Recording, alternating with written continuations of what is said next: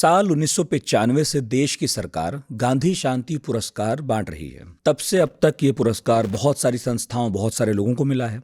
जैसे बांग्लादेश के ग्रामीण बैंक को, रामकृष्ण मिशन को, अक्षय पात्र को, सुलभ इंटरनेशनल को और भी बहुत सारे लोगों को। ये पुरस्कार नस्ल, भाषा, जाति, नेशनलिटी सबसे ऊपर है, तो विदेशी लोगों को, विदेशी संस्थाओं को भी मिलता है। 2022 का गांधी शांति पुरस्कार किसे मिलेगा इसका ऐलान हो चुका है और इस बार ये हिस्से आया है गीता प्रेस के। गीता प्रेस 100 साल से भी ज़्यादा पुराना संस्थान है। शायद ही कोई हिंदू घर होगा जहाँ गीता प्रेस की कोई किताब ना हो, क्योंकि गीता प्रेस ने प्रचुर मात्रा में खूब सारी गीताएं छापी हैं, रामायण है, महाभारत हैं, पुराण हैं। तो जब ये ऐलान हुआ, बहुत सारे लोगों को हैरानी नहीं हुई, लेकिन बहुत सारा हंगामा ज़रूर हुआ। तो यह हंगामा क्यों बरपा, इस पर बात करने के लिए आज हमारे साथ हैं अक्षय मुकुल। अक्षय जी रिसर्चर हैं, कई किताबों के लेखक हैं। इसके अलावा लंबे समय तक पत्रकार रहे हैं, राजनीति, शिक्षा, संस्कृति पर खूब लिखा है। और एक किताब है जो उन्होंने लिखी, कई साल पहले आई थी, गीता प्रेस पर है ये किताब, जिसका नाम है Gita press and the making of Hindu India. तो पढ़ाकू नितिन में आपका बहुत बहुत स्वागत है सर।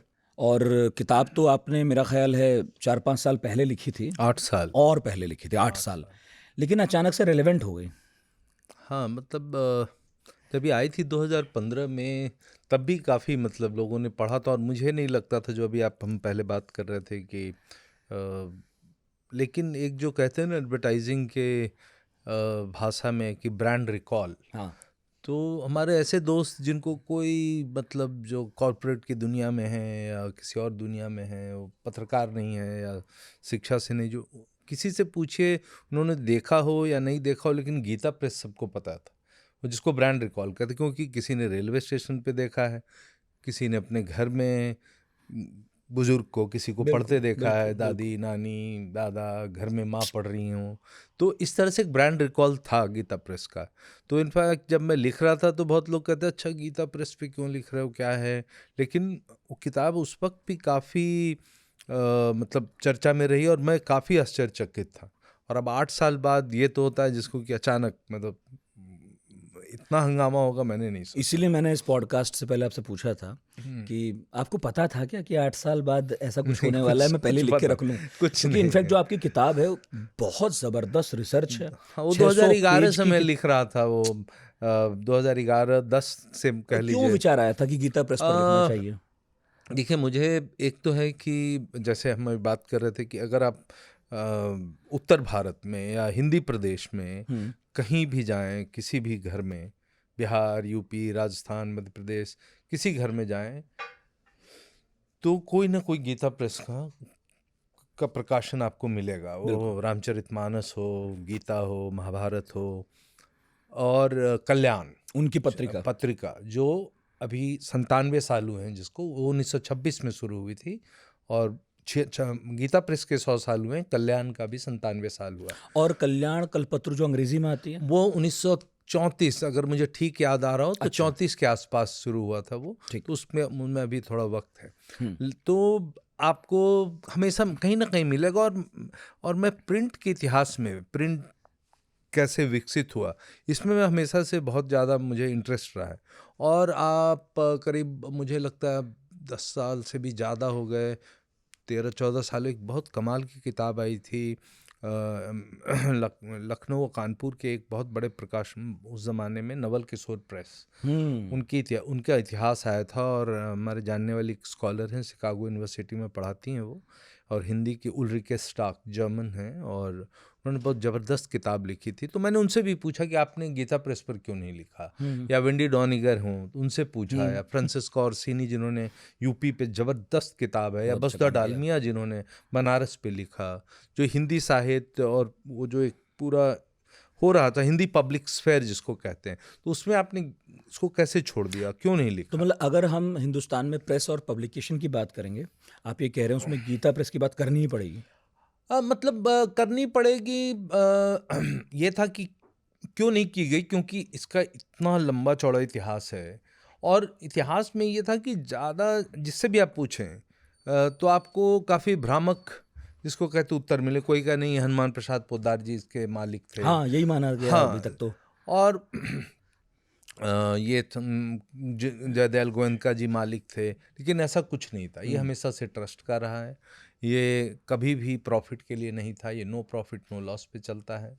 और ये पूरा जो प्रेस एक लेवल पे बहुत कारण थे, एक जो बहुत बहुत मुख्य कारण था वो मारवाड़ी समाज के अंदर एक डिबेट कि ये जो हो रहा है मारवाड़ी समाज में, कि जो नए पीढ़ी के लड़के आ रहे हैं, लड़कियां आ रही हैं, लड़के ज़्यादा, लड़कियां तो उनको उतनी स्वतंत्रता थी नहीं कि वो बाहर जाएं, और तो उनमें काफ़ी जिसको कहेंगे कि तरह तरह के गलत चीज़, आचरण, मतलब बाहर जाना, लोगों से मिलना, और जो होता है शराब पीना और ये और वो दुनिया, ये चिंता 100 साल से ज़्यादा की है वैसे। हाँ, ये बहुत अभी भी पुरानी है। चिंता है। और उसमें था कि हम कहाँ जा रहे हैं। और हाँ। एक जो जयदयाल गोयनका कहते हैं, और मैंने किताब में भी लिखा है, वो एक जगह कहते हैं कि हमें लोग भारत का यहूदी मानने लग गए हैं, क्योंकि हम पैसे सूद पे लगाना, तो ये एक अंदर से एक बड़ा पॉजिटिव चीज़ है।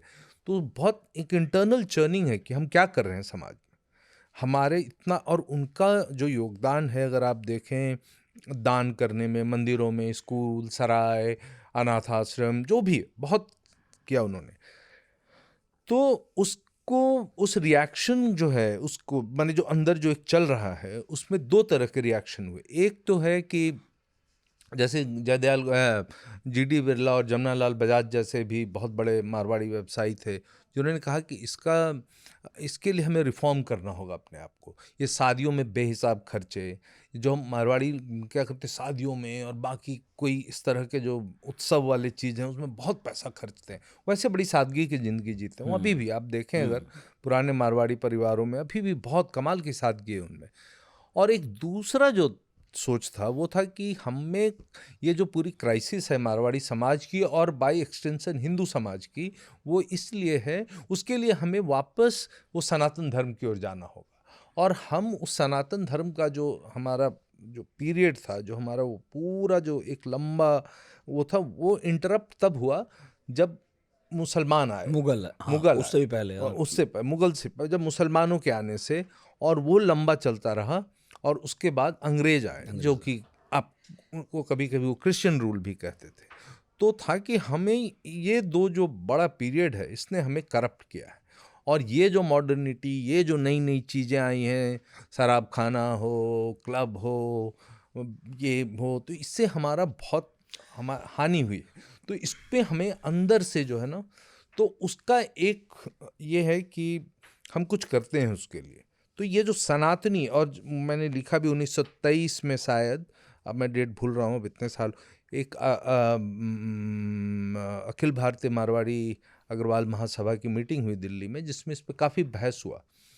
और और जो सनातनी ग्रुप था उनका, जिनको कह लें आप, उनकी वो ज़्यादा मेजॉरिटी में थे, वो बहुमत में थे। तो फाइनली हुआ कि नहीं, हम अब कुछ करते हैं इसके लिए। और उस तरीके से पहले गीता प्रेस आया।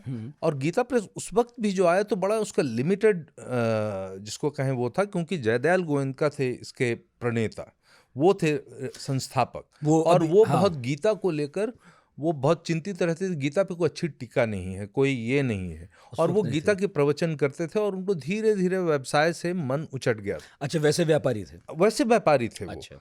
और वो फिर कहते हैं कि कहीं होना चाहिए, तो फिर उनके एक और जो दूर के रिश्तेदार थे गोरखपुर में, वो व्यवसायी थे, उन्होंने कहा हम यहाँ करेंगे। तो पहले एक छोटा प्रेस किया गया, फिर कलकत्ता से कुछ वानिक प्रेस एक था, उसने कुछ छापे उनके टीका गीता के, उनको भी पसंद नहीं आया। फिर हुआ कि अब हम अपना करते हैं। तो ये 1923 में पहले गीता प्रेस शुरू हुआ। फिर हुआ कि एक मासिक होना चाहिए, और उसका नाम फिर हनुमान प्रसाद पोद्दार, दूर के रिश्तेदार थे जयदयाल गोयनका के। अच्छा। और हनुमान प्रसाद पोद्दार यहाँ आने से पहले ही वो, मतलब जिसको कहते हैं ना कि वो लगातार व्यवसाय में फेल हो रहे थे। कोई व्यवसाय नहीं थे सबको, उनका मन ज़्यादा धर्म में और इन सब चीज़ों में था। और इस तरह बम्बई में उन्होंने 2-3 बिजनेस किए, नहीं चला। और इस तरह वो जमनालाल बजाज के इसमें आए, उनसे उनका कहते हैं मिलना हुआ, और वो गांधी के पास उनको लेकर गए। और गांधी जमनालाल बजाज और गांधी से फिर वहीं से इनके रिश्ते शुरू हुए। हालांकि जब गांधी आ रहे थे साउथ अफ्रीका से 14 में 14 में तो उन दिनों बहुत जिनको कहते हैं बहुत कम उम्र के थे पोदार जी, और हिंदू महासभा के जिसको कह लें यंग वर्कर थे। तो स्टेज में कलकत्ता में जब उनका एक नागरिक अभिवादन हो रहा था तो उसमें वो स्टेज पर जाते हैं और मिलते हैं, तो वो एक मतलब कह लें कि अरे गांधी इतने बड़े आ रहे हैं, तो उसमें तो पहली बार उनको ऐसे देखा था, जान पहचान नहीं थी, वो बाद में हुआ, बाद में ज़्यादा हुआ। उस पर मैं आऊँगा धीरे धीरे गीता प्रेस पर इस सब पर, लेकिन अभी मैं उस माहौल की बात करना चाहूँगा आपसे, क्योंकि आप 1923 की बात बता रहे हैं। जी आर्य समाज भी उरूज पर था, हाँ है ना, मुस्लिम लीग भी आ चुकी थी परिदृश्य में, और आरएसएस भी आ चुकी थी, आरएसएस आ चुका था, कम्युनिस्ट आंदोलन भी ठीक मानवेंद्रनाथ रॉय वगैरह ने शुरू कर दिया था। और धीरे धीरे एक तरह से देश में जो सांप्रदायिकता है या धर्म है वो अब एकदम सेंटर स्टेज में थे। जी तो इस माहौल का भी एक बड़ा रोल है क्या गीता बहुत प्रेस बड़ा में? रोल क्योंकि है। मैं इसलिए पूछ रहा हूँ, ये भी बता दूं कि एक तो ये होता है कि किसी व्यक्ति का अपना एक रुझान है धार्मिक, तो ठीक है भाई करना है और कर लेते हैं, लेकिन एक जो मैं कह रहा हूँ वो बिल्कुल इससे हाँ अलग मैं चीज समझ है। गया, और ये हाँ, बात एकदम सही प्रश्न है, क्योंकि जिसको अंग्रेजी में कहते हैं कि 1920s was a period of competing communalism. Hindus way competing with Muslims, Muslims way competing with और हिंदूज। थियोसॉफिकल सोसाइटी जैसे भी थे। थियोसॉफिकल सोसाइटी वो एक अलग तरीके से उनको ज्ञान को बढ़ा रहे थे, हिंदू धर्म को, और मेरा ख्याल है दूसरे रामकृष्ण मिशन भी आ हाँ गए थे, रामकृष्ण सब थे। मिशन वगैरह थे सब। हाँ, सब थे। लेकिन ये जो इसको कहें, और उसका जो एक जिसको कहते हैं ज्योग्राफी ऑफ वायलेंस, वो ज़्यादा हिंदी प्रदेश था, बिहार, यूपी।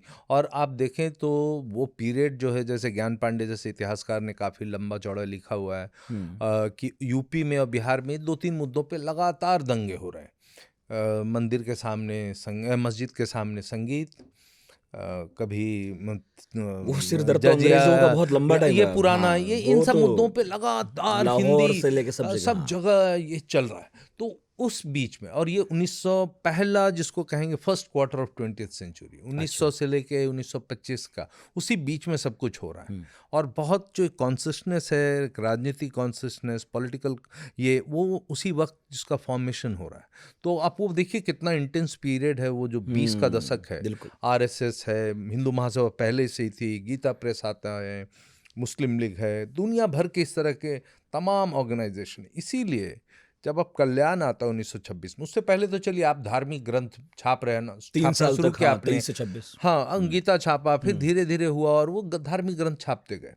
इनका जिसको कहते हैं सबसे मुख्य वाहन, जो 1926 में जब कल्याण आता है तो मुख्य वाहन है उनका वो, क्योंकि ओपिनियन तो उसी में लिखते थे। उसी में लिखते। और ये शुरू हुआ भक्ति ज्ञान और वैराग्य के मासिक के नाम से, अच्छा। कि ये भक्ति ज्ञान और वैराग्य का मासिक है। और उसको अगर आप देखें, कल्याण का कभी भी आप उठा के देख ले, तो उसमें तरह तरह की चीज़ें, घर में जो महिलाएं हैं जो उपवास रखती हैं, जो इस तरह की चीज़ों में, क्या शुक्ल पक्ष है, कृष्ण पक्ष है, जो दुनिया भर की चीज़ें होती है वो है।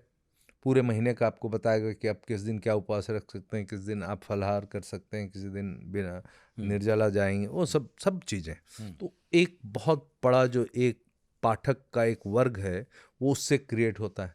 दूसरा है उसमें तरह तरह की कहानियाँ हैं, जिसको हम मोरल साइंस की कहानियाँ, आदर्श बालक, ये देखो बच्चे ने ऐसा किया, इस बालिका ने ऐसा किया, ये आदर्श नारी थी, इस तरह लोगों के भगवान से जुड़े हुए मामलों में, कि मेरे साथ ये एक्सपीरियंस हुआ, मुझे अचानक, मैं इतने कहीं फंस गया था और अचानक कोई एक आदमी आया और वो मुझे बचा के ले गया। तो इस तरह के वो सब छापना शुरू किया। वो सब उन्होंने कल्याण में था। अच्छा। लेकिन जो बहुत लोग मिस कर जाते हैं और लोग बहुत अचंभित होते हैं कि आप राजनीति की बात कर रहे हैं, अगर आप पहला साल कल्याण गोरखपुर से नहीं, बम्बई से छपता है, क्योंकि एक बहुत बड़े मारवाड़ी व्यवसायी थे और बहुत पुराना उनका एक प्रेस था, वेंकटेश्वर प्रेस।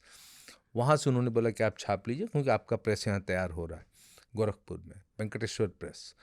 तो अगर आप पहला कल्याण देखें, 1926 अगस्त का महीना है शायद, वो उसमें एक संपादकीय है जो पोदार जी, क्योंकि संपादक तब तक जुड़ गए थे पोदार। हाँ पोदार जी जुड़ गए थे। और कल्याण वो मतलब मुझे लगता है लॉन्गेस्ट सर्विंग एडिटर हैं वो, उनका रिकॉर्ड अच्छा, रहेगा हमेशा। बेसिकली हाँ, मैं इसमें एक क्लैरिटी के लिए पूछ रहा हूँ कि जिन लोगों ने शुरू किया, जिन लोगों ने पैसा लगाया, वो उसमें ओपिनियन नहीं दे रहे थे उतना, लेकिन हनुमान प्रसाद पोद्दार को जिन्हें काम पर लगाया एडिटर के तौर पर, हाँ, वो ओपिनियन देते थे वो basically। ओपिनियन देते थे, वो संपादक थे, और उनको पता था कि इनका जबरदस्त नेटवर्क है हम्म, और वो पत्थर से भी लिखवा सकते थे।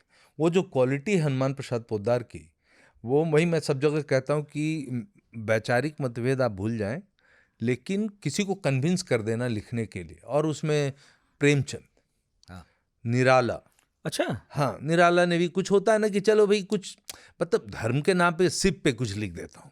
अच्छा, अब वो क्योंकि पीछे पड़ गए, अब क्या मना करें, चलो लिख दो तो उनमें वो एक कमाल का जो एक संपादक में क्वालिटी, और वो जब से शुरू हुआ प्रेमचंद से 1926 भी से लिखवा लेके, लिया। हाँ वाह। छोटा सा कुछ लिखवाया, मतलब कुछ उसका भी कोई लिखवाया, मतलब हाँ, नहीं। प्रेमचंद फिर एक मुस्लिम एक पेंटर थे अवनींद्रनाथ टैगोर के स्टूडेंट, उनको वो रिकमेंड भी करते हैं कि यार इनको कोई काम दे दो आप, ये भगवान की तस्वीरें भी अच्छी बनाता है और ये वो, तो जानते थे एक दूसरे को ये लोग बहुत अच्छे से। तो और वो जब 1926 से लेके 71-72 जब उनका देहांत हो, तब तक वो संपादक, ये लॉन्गेस्ट सर्विंग एडिटर हैं वो किसी भी पब्लिकेशन के। तो वो संपादक की जो है पहले अंक का, उसमें वो जो है धर्म के अंदर जो क्राइसिस है हिंदू धर्म के अंदर, उस पर है।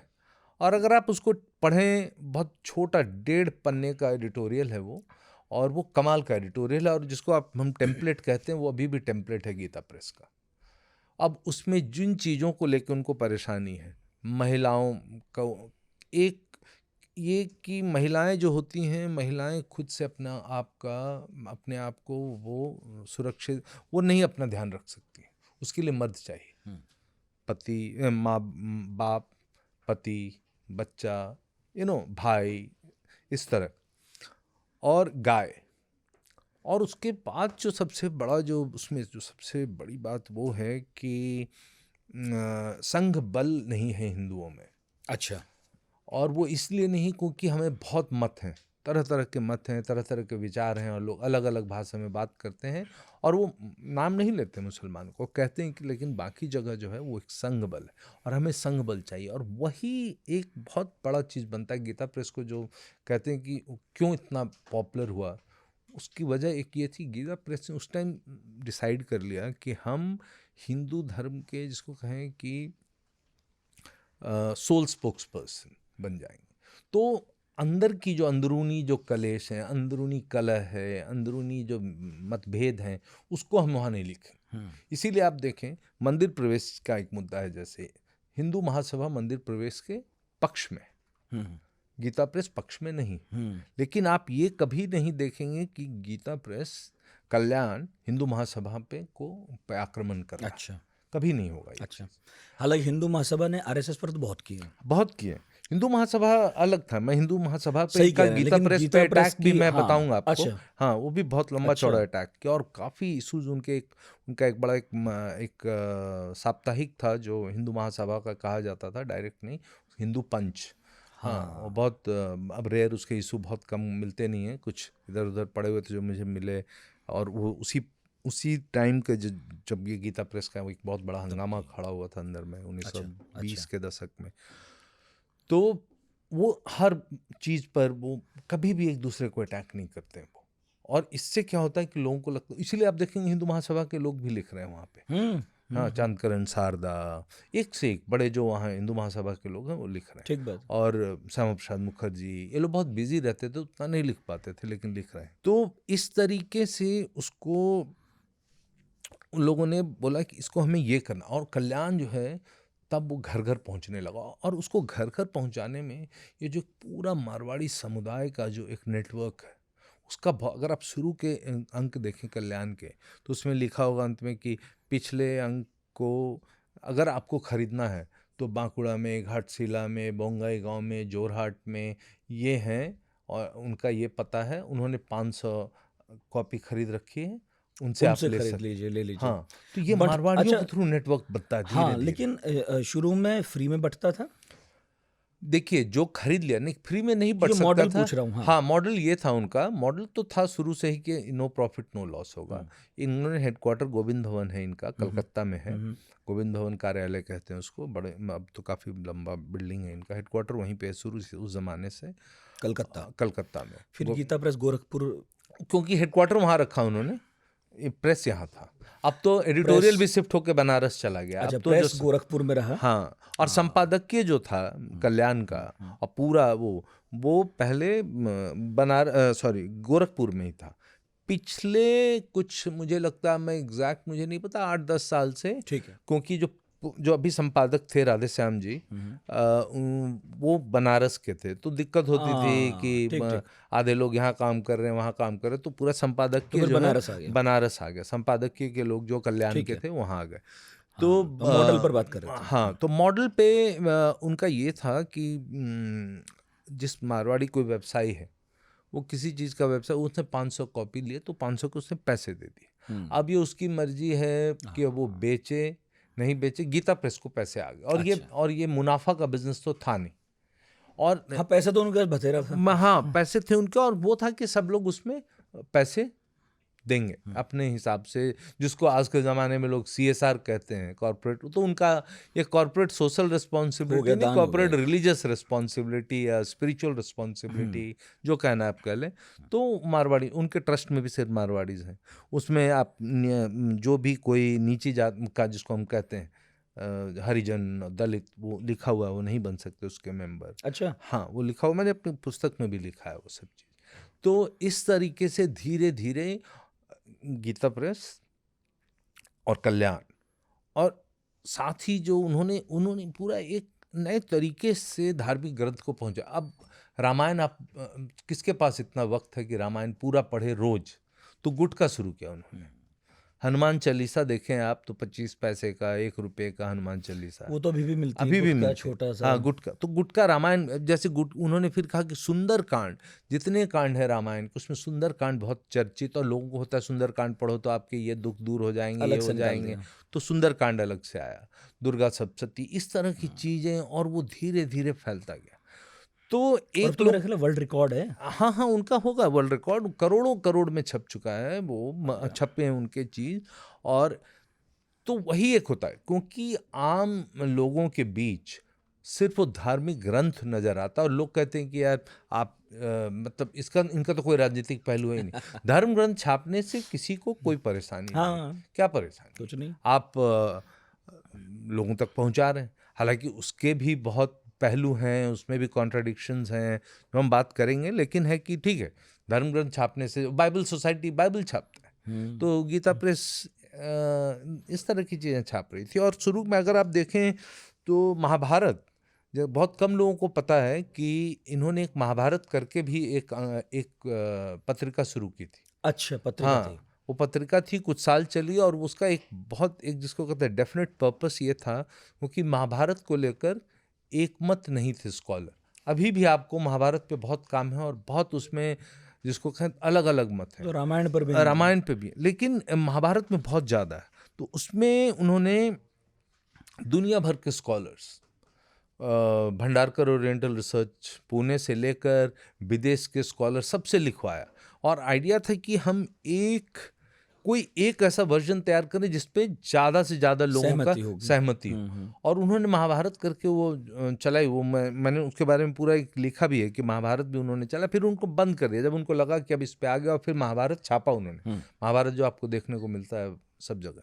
तो इस तरीके से, जिसको कहते हैं कि एक पॉपुलर इमेजिनेशन, लोगों के यहाँ पहुँचना।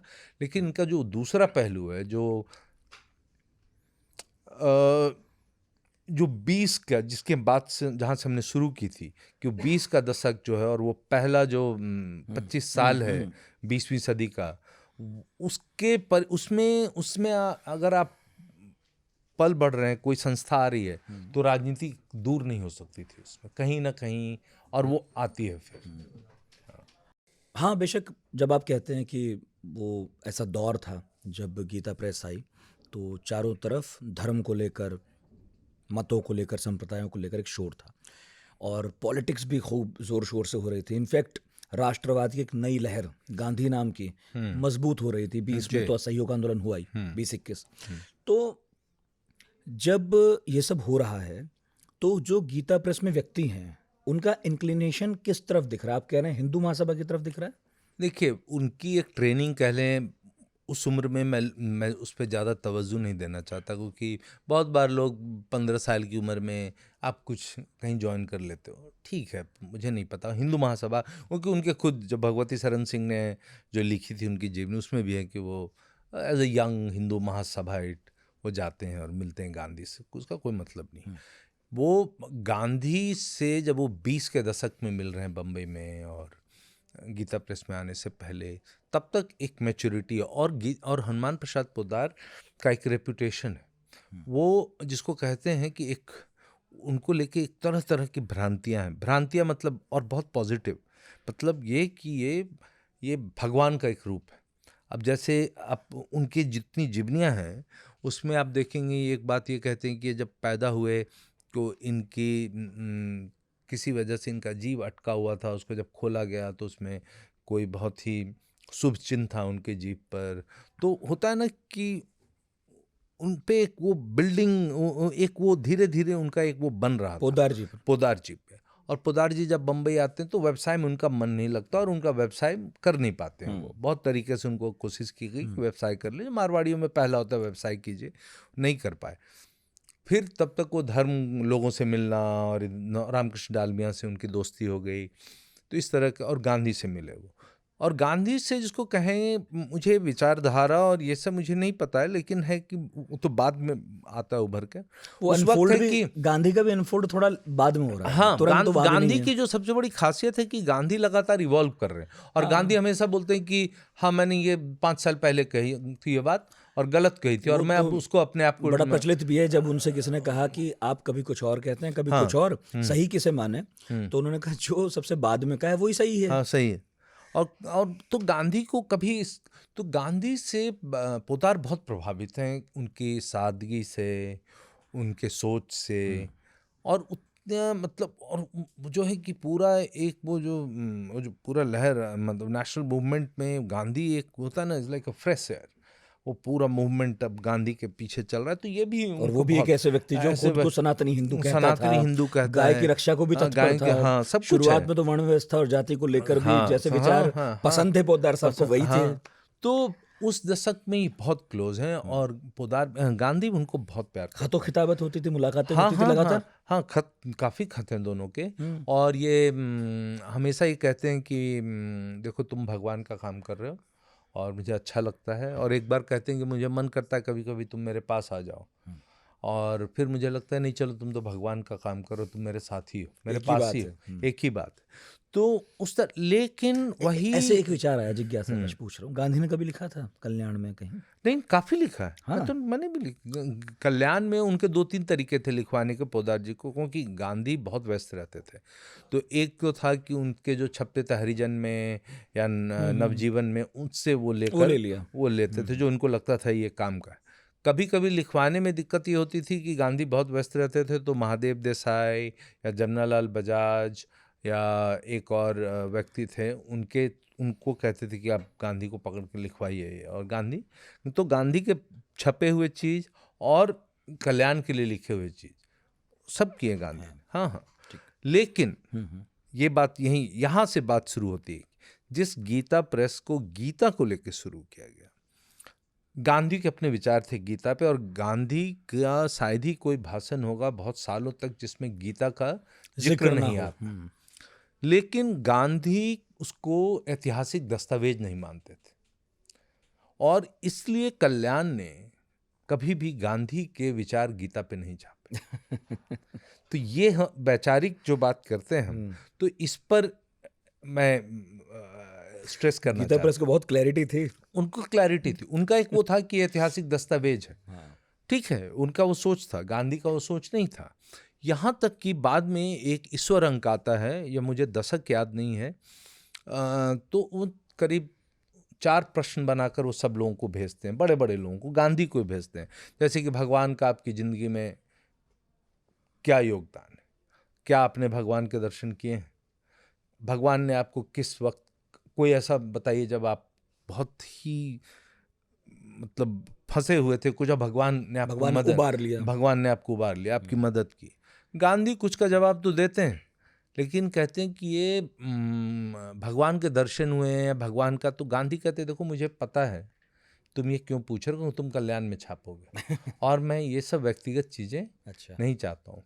और वो गांधी उसका जवाब नहीं देते हैं। तो गांधी से इस तरह की अंतरंगता जो है, और वो जो मैं बहुत बार कह चुका हूँ कि वो जब गोरखपुर में देवदास गांधी हैं 32 में, और गांधी खुद यरवड़ा जेल में हैं, तो और बहुत बीमार हैं देवदास गांधी, और उनकी शादी होने वाली है राजगोपालाचारी की बेटी से, और टाइफाइड है, और गांधी परेशान हैं किसी पिता की तरह, और वो पोदार उनका देख रेख करते हैं।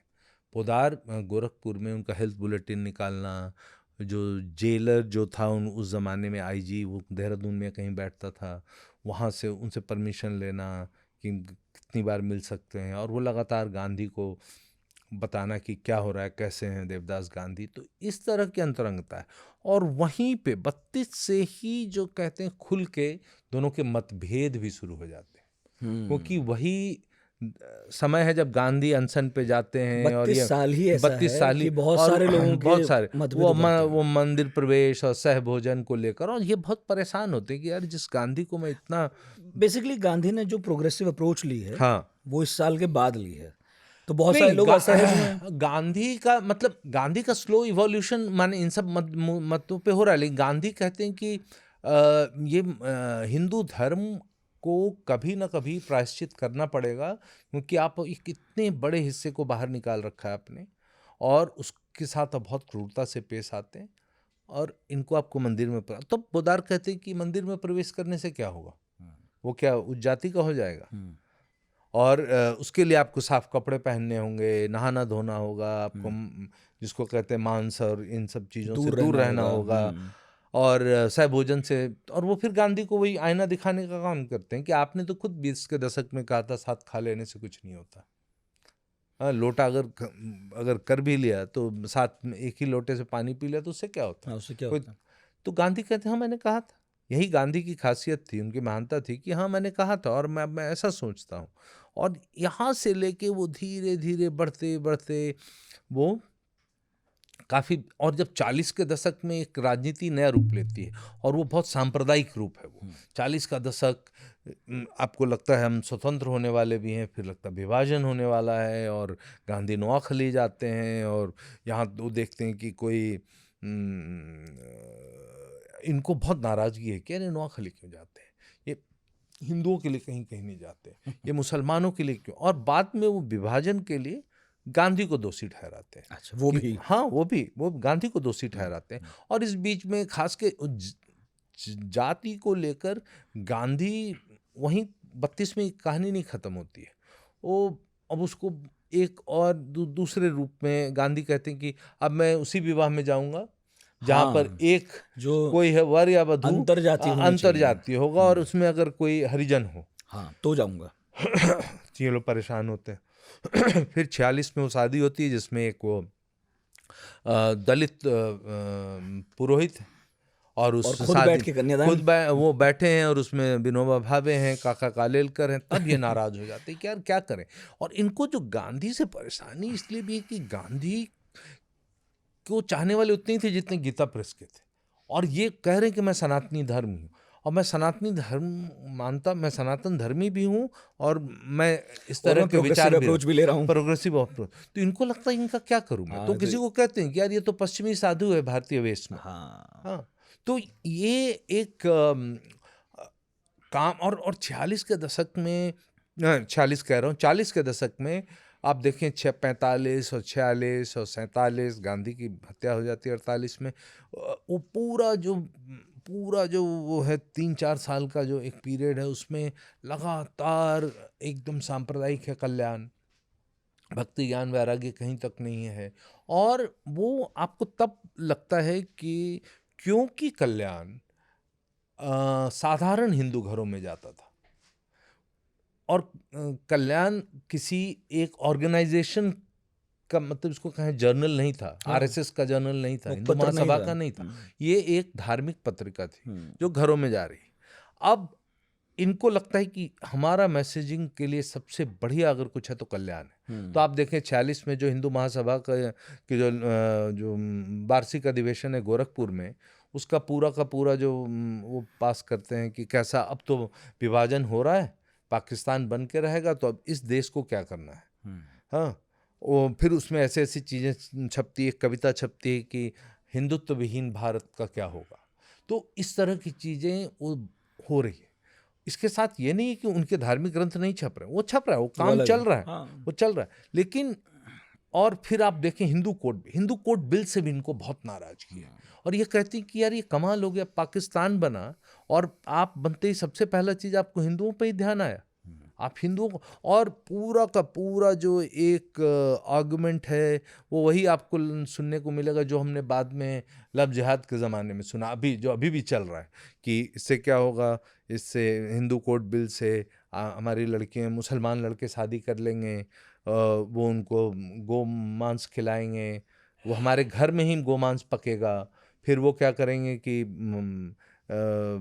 धन लेकर, हमारा हिस्सा लेकर, क्योंकि बेटी को हिस्सा मिलना था उसमें हिंदू कोड बिल, और वो बेटी को छोड़ के चले जाएंगे। पूरा सब बना रखा था एकदम कि इससे हाँ, ये खराब होगा, इससे ये खराब सबसे होगा। बड़ा जो अगर घर घर तक एक क्रिएट करने का, और पाठकों को ये कहना कि आप लगातार चिट्ठियां भेजें भारत के राष्ट्रपति को, डॉक्टर राजेंद्र प्रसाद को, और वो सबसे बड़ा व्हीकल है। और यही नाराजगी वो 51-52 के चुनाव में लेकर जाते नेहरू के खिलाफ, और वो खुल के जो भक्ति ज्ञान और वैराग्य का मासिक है, अब वो साइड हो गया। अब वो नहीं, वो भी चल रहा है कहीं कहीं, वो भी है, उन सब चीज़ों पे भी लेख है, लेकिन इनको लगता है कि यार ये क्या हो गया, हमने तो अब तो हिंदुओं का देश था, ये मुसलमानों का देश बन गया, चला गया, जो होना था हो गया, नहीं होना चाहिए था हो गया विभाजन, लेकिन अब हम पे क्यों कर रहे हो। और प्रबुद्धत ब्रह्मचारी खड़े होते हैं उनके खिलाफ, और वो पूरा कहते हैं ये लोग वोट किसको दें, कल्याण लिखता है 2014 के चुनाव तक हिंदू क्या करे, वोट किसको दें। वो कभी पार्टी, पहले के चुनाव में 51-52 के चुनाव में वो फिर भी लेते हैं नाम, जैसे स्वामी करपत्री महाराज थे, उनका रामराज्य परिषद था। रामराज्य परिषद इतना एक्सट्रीम राइट था कि हिंदू महासभा भी उससे दरकिनार हो गई थी कि ये हमारे बस का नहीं है ये। हाँ, ये मतलब कुछ इनकी जिम्मेदारी ले सकते हाँ, हैं। वो एक ग्रामीण इकोनॉमी की बात करते हैं, वो कहते हैं सब कुछ माने जो भी मॉडर्न, तो इवन हिंदू महासभा वाले कहते हैं कि यार इनसे नहीं हो पाएगा, हम इनके साथ, उनके सामने सॉफ्ट लगते थे। हाँ, बहुत सॉफ्ट लगते थे। तो लेकिन कल्याण जो है वो सब उनके लिए कर रहा है। 2014 में कहते किसको वोट दें। हाँ, मतलब पॉलिटिकल डिस्कशन तो शुरू हो चुके हैं, और ये लगातार रहा है। तो इसीलिए जो लोग कहते हैं कि अरे आप धर्म ग्रंथ छापने वाले के मैं किसी के खिलाफ नहीं हूँ, मैंने और मैं सबसे बड़ा, मैं आपको एक बात बताऊं नितिन, जो लोग अभी गीता प्रेस के फेवर में भी जो चीजें लिख रहे हैं ना, वो सब मेरी किताब से उठा के लिख रहे हैं। और कहीं कहीं तो मैं देखता हूँ कि भाषा भी वही लिख रहे हैं। अभी प्लेजराइज जिसको कहेंगे, वो लिखते हैं कि ये हुआ और इतने करोड़ छपे और इन्होंने उसको छापा और उसको छापा, मुसलमानों को भी छापा, वो सब है मेरी किताब में, सब है। तो जो जिसकी सुविधा है, देखिए तो है ही, अब आजकल जो जिसकी सुविधा है वो उतना हिस्सा उठाता है। हाँ, उसके आगे आपने क्या लिखा वो देखेगा जिसकी वो उस वाले में सुविधा होगी, ये तो है ही। तो पॉलिटिकल लाइन गीता प्रेस ने कल्याण के जरिए लेनी शुरू कर दी थी जी, मतलब 30s 40s में भी धीरे धीरे आ गया, और अब तक वही चल रहा है जी। मगर पोद्दार साहब के और गांधी के फ्रेनेमी जैसे रिश्ते थे। मतलब मैं इस तरह के कैटेगराइजेशन में नहीं जाऊंगा। देखिए, एक जब उनके बहुत मतभेद भी हैं जो 32 से शुरू होते हैं, तब भी एक कहते हैं ना कि अगर आपका कोई पुराना मित्र हो और उससे आपका कितना भी मन मुटाव हो गया हो, तो कहीं ना कहीं एक वो वार्मथ, वो एक है, रहता है। तो जब 40 में जमनालाल बजाज पोद्दार जी को कहते हैं कि गांधी बापू वो ने बनाया है वो गौ सेवा संघ, उसमें वो चाहते हैं कि आपको उसका सदस्य बनाया जाए, तो पोद्दार साहब तो काफ़ी नाराज़ हैं, मतलब गांधी के काम से। तो बोलते हैं कि गांधी के काम से बापू के प्यार का क्या मतलब है। हाँ, तो गांधी जो करे ये तो बापू ने कहा है, तो चलो मैं बन जाता हूँ। तो वो तो ठीक है। हाँ, तो लेकिन इस तरह फिर की जब आत्मीयता है। हाँ, लेकिन आप ही की किताब से मैं पढ़ रहा था, लेकिन जब गांधी हत्या के आरोपी बरी होकर निकलते हैं तो उनका स्वागत भी होता है। हाँ, तो ये तो बापू के हत्यारे हैं। बापू के हत्यारे वो हैं और गोलवलकर प्रेम क्या छूटे गांधी हैं। के जाते ही खत्म हो गया गांधी से? प्रेम उसके बाद वो कहते हैं ना कि गांधी सिर्फ नाम के गांधी रह गए, अच्छा। क्योंकि आप नहीं छापते तो आप पे बार बार उंगली उठाई जाती। तो अप्रैल 1948 में पहली बार आप देखें गांधी की हत्या के बाद गांधी के बारे में पोदार जी कुछ लिखते हैं वो अपने संस्मरण। फिर उसके बाद भी गांधी का छपा, ये नहीं कि गांधी की बातें नहीं छपी, लेकिन पुरानी चीज़ें। और आपको पता है कि it's no longer the same. हाँ, तो गांधी ठीक है की ही ना, तो महानता गांधी है। हत्या को जो कंडेम है वो आरएसएस तक ने किया। हाँ, मैं देख रहा था कि जिस दिन हुआ और सूचना पहुंची हाँ, हाँ, और गोलवलकर एक शिविर में थे और वहां पर उन्होंने अपने उद्बोधन में इस बात को कहा, भाई गलत हुआ, बहुत खराब हुआ। क्या कल्याण इतने लंबे और गहरे रिश्ते थे गांधी से, वो कहीं भी कभी भी आगे चल के पीछे कहीं भी आलोचना करता है, निंदा करता है? देखिए इसमें एक जब मैंने लिखा तो बाद में पांचजन्य ने मुझ पे किताब छपने के 2-3 साल बाद किसी ने एक लेख लिखा पांचजन्य में, ये कहते हुए कि मैं गलत लिखा हूँ कि 1948 में जनवरी में, चलिए जनवरी में तो 30 गांधी की हत्या हुई, तो फरवरी के अंक में तो आ ही नहीं सकता था ठीक है। किसी भी हालत में, मतलब वो तो छप के तैयार होगा फरवरी का अंक। तो किसी ने लिखा और हालांकि उसका उन्होंने कोई प्रूफ नहीं दिया। उन्होंने कहा कि छपकर आ गई थी जनवरी खत्म, फरवरी का अंक आ गया था छपकर प्रेस में से, और वो जाने ही वाला था वितरण के लिए। तो उसमें कुछ चिपका के गांधी की हत्या के बारे में, मतलब शोक या जो भी है वो किया गया तो था। तो मैंने ये गलत लिखा। हालांकि मैंने जो कल्याण का 48 का अंक हो, ये सब मैं या तो मैंने गीता वाटिका के लाइब्रेरी से, और बाद में मैंने अपने लिए भी, मतलब मेरे पास भी मैंने फोटो कॉपी करा के भी, मुझे कहीं तक नहीं मिला। मैंने बहुत जगह पूछा, बहुत जगह देखा। मेरे पास 48 का कल्याण है, जनवरी का, फरवरी का, मार्च का, अप्रैल का। अप्रैल में वो होता है। अब आए। हाँ, तो मैं उस विवाद, अगर वो चिपकाया भी गया, बहुत बार होता है, ये पत्रिकाओं में होता है कि आप बाद में चिपकाते हैं कि चलो ये आ गया, कोई बहुत बड़ी खबर है, बड़ी गांधी की खबर है, हत्या ले बहुत लिया। बड़ी खबर है, हो सकता है, लेकिन मुझे कहीं नहीं मिला। वो क्लेम करते हैं, हालांकि उस क्लेम करने में उन्होंने पांचजन्य में वो उसी का तस्वीर डाल देते, जो आज के ज़माने में टेक्नोलॉजी के में तो क्या, आपको फोटो खींच के उसको स्कैन करके आप डाल देते कि ये छपा था। उन्होंने नहीं छापा, कहीं हो तो मुझे नहीं पता है। मेरे हिसाब से, मेरे रिसर्च से 48 वो अप्रैल में है। I am willing to stand corrected on this. If someone finds and tells me, yeah, it came in February or March, I'm willing to ठीक है। stand corrected. कल्याण तो अनवरत छपी जी, और देश में बड़े बड़े पॉलिटिकल इवेंट हुए। और जो आप कह रहे हैं वही बहुत सारे लोग कह रहे हैं कि गीता प्रेस को आप विवादित ना कीजिए क्योंकि वो तो केवल धार्मिक ग्रंथ छापते हैं, कल्याण लोग भूल जाते हैं। आप ठीक कह रहे हैं। मैं ये पूछना चाह रहा हूँ कि जो बड़े बड़े पॉलिटिकल इवेंट हुए बाद में भी, मतलब गांधी हत्या के बाद और 14 से पहले, जी, इस बीच भी क्या वो लगातार कोई पॉलिटिकल ओपिनियन या कमेंट्री कर रहे थे? जी, बहुत बहुत बहुत बहुत बढ़िया सवाल पूछा आपने। सबसे पहले हम एक एक करके जाते हैं, मतलब 47 के बाद हिंदू कोड बिल का मैंने बताया आपको। उसके बाद 1949 में रामलला प्रकट होते हैं। अब उसके भी 2 वर्जन है, उसके भी 2 वर्जन नहीं है। और इस सरकार में संघ से बहुत करीब जुड़े हुए पत्रकार और बड़े, मतलब बहुत ही, मतलब हम लोगों के बहुत सीनियर पत्रकार, और अभी IGNCA के अध्यक्ष हैं वो, और वो JP मूवमेंट से जुड़े राम बहादुर राय जी, उन्होंने मुझे, जब मैं लिख रहा था गीता, उन्होंने कहा कि अरे ये जब रामलला के प्रकट होने में पोदार जी का हाथ था। तो मैंने बोला आप कह रहे हैं, मैं कैसे लिखूं ये, मतलब ये तो कहने वाली बात है। तो उन्होंने बोला नहीं, ये बात हमें उन्होंने नानाजी देशमुख ने कहा था। बोले आपने कहीं लिखा था? तो नहीं, हम लिखना चाहते थे, बाद में वो मुकर गए, हम रिकॉर्ड नहीं कर पाए, जो भी है। तो मैं बोला फिर मैं नहीं लिखूंगा। लेकिन उनकी खुद एक पत्रिका है, जो 2014 में मेरी किताब लिखने का काम शुरू हुआ, 2013 का वो अंक है, वो मैं नाम भूल रहा हूँ उनका, उनकी एक पत्रिका आती है यहीं पे दीनदयाल उपाध्याय मार्ग से ITO के पास।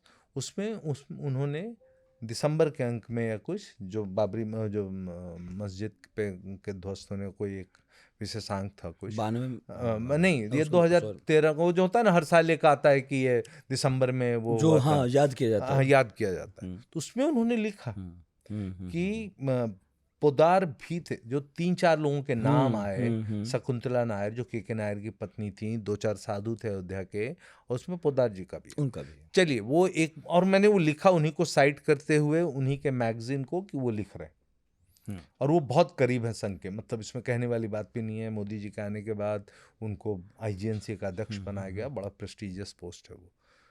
दूसरा चीज़ है जो कि खुद गीता प्रेस कहती है, और अभी प्रिंट में वहाँ की एक रिपोर्टर गई थी गोरखपुर, और वहाँ के ट्रस्टी ने भी बोला कि हमने ही सबसे पहला फंड राम मंदिर बनाने का 1949 में हनुमान प्रसाद पोद्दार जी ने शुरू किया। 1500 रुपये से, 1500 रुपया बहुत था 1949 के ज़माने में। आज के ज़माने में पता नहीं 15 लाख के बराबर हो या जो हो, मैं सब चीज़ों का मैं ज्ञाता नहीं हूँ। तो 1500 से वो फंड शुरू किया जाए। ये तो रही इसकी बात।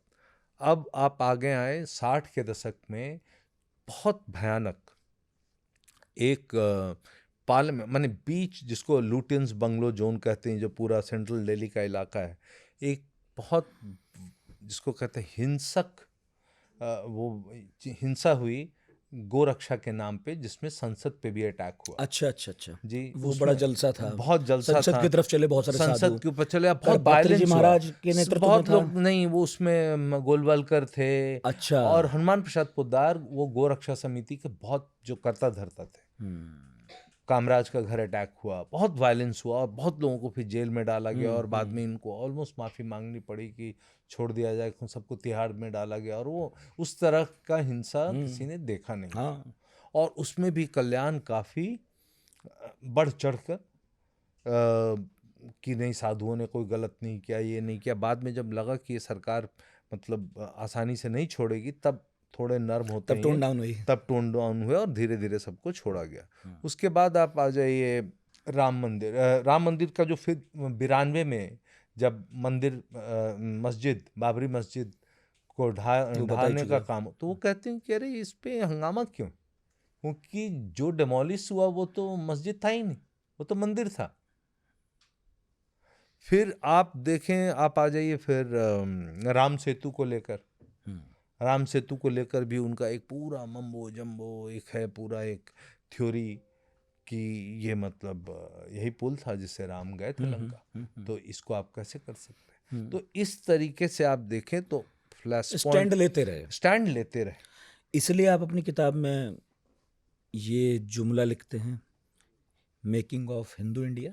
ये जुमला नहीं है, अगर आप देखें तो ये आप, बहुत लोग सोचते हैं, बहुत लोग, ये उनके लिए भी है, और ये सोचने की बात है कि लोगों को लगता है कि भारत 2014 में बदल गया।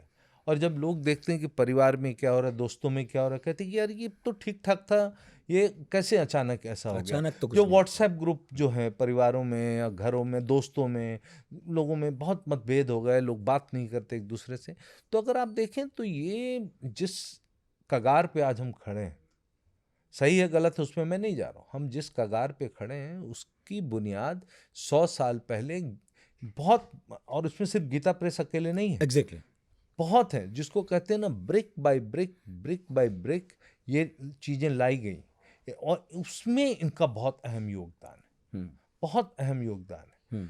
किस तरीके से सोचना, धर्म के बारे में, जाति के बारे में, अभी भी क्यों इस तरह की बात लोग कर रहे हैं धर्म जाति को लेके। अब मैं बताऊं, 1926 का एक इनका 40 या 42 पेज का एक मोनोग्राफ है, स्त्री धर्म प्रश्नोत्तरी। ये सोच लीजिए 97 साल पहले छपा है, ठीक है, वो अभी भी बिक रहा है। आप पूछने वाला था मैं, हाँ, कि आप उनके वेबसाइट पे चले, कभी विचार बदले गांधी के? नहीं बदले, गांधी नहीं बदले, नहीं बदले। तो मैं इसलिए नहीं, कुछ चीजों पे आप बोल नहीं सकते क्योंकि वो गैर कानूनी है, सती को लेके। अच्छा, लेकिन क्या सती के समर्थन में थे? हाँ, सती पे मेरे किताब में आप 23 में वो कह रहे हैं कि वो पूरा लेख है पोद्दार जी का, वो कहते हैं कि ये बहुत बड़ा भ्रम है कि महिला अपने आप को आग लगाती है, वो इतनी शोक में होती है और उसके शरीर के अंदर कुछ इस तरह के केमिकल रिएक्शन होते हैं जिससे वो स्वतः आग लग स्वतः जाता जल है, जाती है। स्वतः जल जाती है। ये वो सती प्रथा बैन होने के 100 साल बाद कह रहे थे। ये 1923 के बाद वो कह रहे हैं, हाँ, वो 1828 में बैन है। बैन है, क्योंकि और जिन लोगों ने किया कुछ उसके बाद भी होते रहे सती, इक्का दुक्का इधर हाँ, होते रहे। बड़ा एक मशहूर पूरा किस्सा है अंग्रेजों के जिसमें जमाने में एक, भी, हाँ, एक में तो शायद मोतीलाल नेहरू ही वकालत करने पहुंचे थे, हाँ, केस आया था उनके तो पास। इस तरीके से वो होता रहा। और उन महिलाओं को सेलिब्रेट करना, उन महिलाओं को एक अलग वो कहना कि देखो ये थी महिलाएं। तो कुछ चीजें गैर कानूनी हो गई तो बोलना अब बंद नहीं कर बोल दिया, सकते, अब लेकिन बोल नहीं सकते। कुछ और चीजों में बदले नहीं, जैसे मैं वही आ रहा हूं, मैं फिर स्त्री धर्म प्रश्नोत्तरी है 1926 का। ये क्या है कि ये वो 42-45 पेज का एक है, वो 7 रुपए में भी मिलता है। ये समझ लीजिए कि जो बड़े हम आज के ज़माने जो लोग अपने आप को बहुत बड़ा बेस्ट सेलर समझते हैं, ये उन सब का समझ लीजिए कि कहीं नहीं है उसके सामने, कहीं नहीं। इसका नाम है स्त्री धर्म प्रश्नोत्तरी और ये वार्तालाप के रूप में लिखा गया। सरला जो बड़ी सीधी है, नाम से ही लगता है, और एक है सावित्री जो ज्ञानी है। सावित्री सरला को बता रही हैं कि एक नारी को कैसे जीवन व्यापन करना चाहिए, उसमें उसका खाना पीना रहना, उसका जो एक जिसको कहेंगे उसके पूरे सेक्सुअलिटी, और वो जो बढ़ के जो बात जो आती है वो है कि women sexuality is man's business. और एक बेसिक जिसको कहेंगे कि आपको महिलाओं पर वो नहीं है। आप कहते हैं कि women cannot control their sexuality, therefore they need men. जैसे women have uncontrollable urge and that can be controlled only by men. इसीलिए महिला को चार दीवारी में रखिए, और ये अभी भी छप रहा है। आप वो नहीं मानते, आप उसके बाद आप देखिए नारी अंक है 1946 का है शायद, इनके हर साल एक विशेषांक आते हैं 1000 पेज के। नारी अंक देख लीजिए 46 का, अभी भी रिप्रिंट में है। अभी आप यहाँ बैठे बैठे किसी को बोलिए उनके वेबसाइट पे, और उनका बड़ा अच्छा वेबसाइट है, आप ऑर्डर करेंगे 2 दिन में आ जाएगा वो, और वो नारी अंक छप रहा है, स्त्री धर्म प्रश्नोत्तरी छप रहा है, आदर्श नारी छप रहा है। और उसमें जो चीज़ें हैं जो गोयनका लिखते हैं कि महिला क्रूर होती है, महिला ये होती है, महिला ऐसी होती है, महिला को बेसिकली कि महिला को दिमाग नहीं, और वो सोचते हैं कि सबसे बड़ा जो ये है थ्रेट है वो है आधुनिक शिक्षा। आधुनिक शिक्षा, महिलाएं क्लब जाने लगेंगी, हिल पहनेंगी, इस तरह के कप। आप नारी अंक में देखें तो महिलाओं के वस्त्र पे, तो वैसे उनकी भविष्यवाणियां तो सही साबित हो रही हैं, क्लब तो जाने लगी हैं, बाहर भी आने लगी होंगी। ये तो क्लब अब बार वो जा रही हैं महिलाएं। और अगर आप सब मैं ये कुछ नहीं कह शिक्षा रहा है, गलत कर रही है, मैं ये कह रहा हूँ कि वैसे पोद्दार साहब को जितने खतरे लगे वो सब हो रहा है, वो तो सब रहा है, हो रहा है और होगा ही समाज में। लेकिन आप ये कह रहे हैं कुल मिलाकर कि महिलाओं को तो बहुत समझाया, पर मैं प्रश्न ये भी पूछ रहा हूँ कि इसी तरह की कुछ बातें जो आज आपत्तिजनक ही हैं उस वक्त के दौर में रही होंगी जैसे भी, पुरुषों के लिए भी हैं? नहीं, पुरुष के लिए ये है। अच्छा, पुरुष, अब हाँ, वो बड़ा अच्छा प्रश्न पूछा आपने। एक महिला, ये तो रियल चिट्ठी है, एक महिला पत्र लिखती है पोदार जी को, क्योंकि पोदार जिस प्रश्नों का जवाब भी देते थे कल्याण में। अच्छा, जो एग्नी अंकल और एग्नी आंट जिसको हम बोलते हैं, उसमें वो कहती है कि मेरा पति जो है मारता था या छोड़ के चला गया था, और अच्छे परिवार की थी, वो काफ़ी पढ़ी लिखी महिला थी। अब वो कहती कि वो जो कर रहा है वो तो उसका भुक्तभोगी होगा, वो जो तुम्हारे साथ कर रहा है, लेकिन छोड़ना कोई सॉल्यूशन नहीं। मेरा एक पूरा अध्याय उससे शुरू होता है, उस चिट्ठी से। अच्छा। वो मेरे हिसाब से जो moral universe of Gita press जो अंतिम अध्याय है, उसी चिट्ठी से शुरू होता है कि किस तरह का ये आप ये तो मर्दों के लिए है कि वो देखिए, वो कहते हैं कि 2 दुनिया है, एक अंदर की दुनिया और एक बाहर की दुनिया है। अंदर की दुनिया जो है वो महिलाओं की दुनिया है, और उनका मेन काम क्या है? उनका मेन काम ये है कि प्रोक्रिएट करना, बच्चा पैदा करना। लेकिन वो महिला तब तक सक्सेसफुल नहीं जिसको पुत्र न हो, और पुत्र पैदा करने के लिए आपको पुत्र हो, उसके भी प्रेस्क्रिप्शन है स्त्री धर्म प्रश्नोत्तरी में। अगर आप किस गाय को कब खिला रहे हैं, किस दिन क्या कर रहे हैं, और आप देखें लोग कर रहे हैं, बीबी खूब कर रहे हैं लोग। सही में इतना असर है?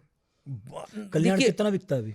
कल्याण, देखिए कल्याण बिकने का नहीं है। इसमें क्या होता है मैं बताऊं, मुझे एक बहुत सुसंस्कृत बहुत बड़े परिवार की एक मैंने हमारे माँ की उम्र की महिला थी, उनके पास कल्याण का अच्छा कलेक्शन था बसंत कुंज में। तो मैं उनसे मिलने गया जब मैं लिख रहा था, तो मैंने बोला आपके पास क्या क्या। मेरे पास हालांकि बहुत कुछ थे लेकिन कुछ कुछ मिसिंग इशू थे और मैं कल्याण में बहुत सीरियसली पढ़ रहा था।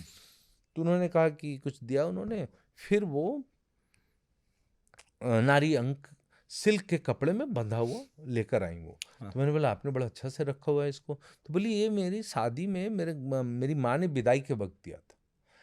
अब क्या होता है, एक ओरल ट्रेडिशन होता है, माँ ने पढ़ा है, ठीक है, माँ की माँ ने दिया है, ठीक है, उनकी जो बेटी होगी, जो महिला है, वो तो अपनी बेटी को बोलेंगी कि देखो ये है वो 10 में से वो मॉडर्न एजुकेशन है, दिल्ली में है, वो पढ़ रही होंगी, लेकिन कहीं ना कहीं कुछ होता है। ये बताइए मुझे कि स्त्री धर्म प्रश्नोत्तरी बिक रहा, छप रहा है, नो प्रॉफिट नो लॉस भी है, तो वो हर चीज नहीं छाप रहे कल्याण गीता प्रेस वाले, जो बिक रहा है उसकी को छाप रहे हैं। तो स्त्री धर्म प्रश्नोत्तरी लाखों में बिक चुका है, 97 साल पुराना प्रकाशन है, कोई तो पढ़ रहा है। मानना पड़ेगा, भारी काम नारी है अंक 1946 का है, वो भी हो गया करीब कितने साल हो गया आप बताइए, भाई। 50-60 साल। तो वही कोई तो पढ़ रहा है। पढ़ रहे हैं। अच्छा, इससे अलग मेरा प्रश्न ये भी था कि अब जैसे एक फिल्म आई है ना, उस फिल्म पर बहुत हंगामा हुआ, फिर ये दोबारा चर्चा में आया कि चूंकि वो फिल्म रामायण पर है तो रामायण के कई वर्जन्स हैं, और चाहे कंब ने लिखा हो है ना, बहुत रामायण के और बहुत वाल्मीकि ने लिखा, फिर मानस लिखा गया, हम्म, तो जब गीता प्रेस ने छापना शुरू किया होगा तो उसके सामने भी ये सवाल आया होगा, क्योंकि हिंदू धर्म में एक ही चीज़ के कई वर्जन्स हैं, अलग अलग प्रदेशों में अलग अलग भाषाओं हाँ में। हाँ। तो उन्होंने जब आपने इसमें रिसर्च किया होगा तो मैंने सोचा पूछूंगा ज़रूरी वाली बात, उन्होंने कैसे तय किया कि उन्होंने हम जैसे किसे फॉलो वाल्मीकि करेंगे? रामायण छापा, और वाल्मीकि रामायण में एक शब्द मैं वो भूल रहा हूँ, मैं इन पर पूरे रास्ते ही सोच रहा था कि आपको बताऊंगा, लेकिन है कि मैं मतलब गलत चीज नहीं कहना चाहता हूँ पॉडकास्ट में। एक जगह है वाल्मीकि रामायण के वर्जन में, शायद कामांध इस तरह का कोई शब्द है, और गीता प्रेस क्या करता है, गीता प्रेस उसको काटता नहीं है, वहाँ पे स्ट्रिक लगा के नीचे अपना डिसएग्रीमेंट या जो भी है वो है रफली, मतलब मैं इसको क्रॉस चेक भी कर सकता हूँ। और उन्होंने एक मानस रामचरित तुलसीदास वाला भी छापा। तो इस तरीके से, क्योंकि देखिए रामायण के जो और बहुत वर्जन है जो ए.के. रामानुजन जैसे बड़े स्कॉलर और पॉला रिचमन वगैरह ने लिखा है, उस पे वो नहीं जाते कि वो तो फिर बहुत ही द्वंद्व हो जाएगा, तो बहुत झगड़ा मच जाएगा, क्योंकि कुछ में तो फिर आप विचार में घुसेंगे। विचार में घुसेंगे। यहाँ है कि अभी चलो तो है कि ग्रंथ क्योंकि है, ग्रंथ छापो, है और वाल्मीकि धार्मिक को है, चाहने वाले भी उतने ही लोग हैं, वाल्मीकि रामायण पढ़ने वाले भी उतने ही लोग हैं, और तो वो बाकी मानस रामायणों में भी। नहीं जाते। वो तो दिक्कत मेनली उनको वाल्मीकि महाभारत में, रामायण और मानस जी इसको जाते वो हैं। इस पे जाते हैं, और तुलसीदास के बाकी चीज जो हैं वो मतलब छापते हैं। और क्योंकि देखिए, ईमानदारी की बात बताऊं, बहुत सारे लोग आजकल धर्म पर लिखते हैं, हम्म तो मैं उनसे पूछता हूं कि आपके स्रोत क्या हैं, हम्म तो वो उनमें कुछ लोग हैं जो कहते हैं गीता प्रेस की किताबें भी, कुछ नहीं भी कहते। हम्म जो कहते हैं गीता प्रेस की किताबें उन्हें तो छोड़ देता हूँ, लेकिन जो कहते हैं नहीं है गीता प्रेस की किताबें हमारा स्रोत, वो कहते हैं इसलिए नहीं है क्योंकि हम ना उसे अकादमिक दृष्टि से नहीं देखते। ये देखिए गीता प्रेस के लिए ना ये बहुत ही मतलब मैं इसको इस सवाल को मैं इसका उत्तर मैं दो तरीके से, एक तो ये वो बात सही है, इसीलिए आप देखें कि अकादमिक दुनिया में गीता प्रेस पे काम, एक जर्मन की स्कॉलर थी मोनिका हॉट्समन, उन्होंने एक बहुत बढ़िया एस्से लिखा था गीता प्रेस पे। मेरे काम करने से पहले इनफैक्ट ये सब मेरा टेम्पलेट था। और एक स्कॉलर थे यूएस में, उन्होंने बहुत बढ़िया काम किया, बाद में एक आश्रम में काम करने लग गए यहाँ पे ऋषिकेश या कहीं, उनका अच्छा 2-3 एकेडमिक आर्टिकल था। और एक पीएचडी है जर्मनी से, जेएनयू से एक पीएचडी हुआ है, जेएनयू से।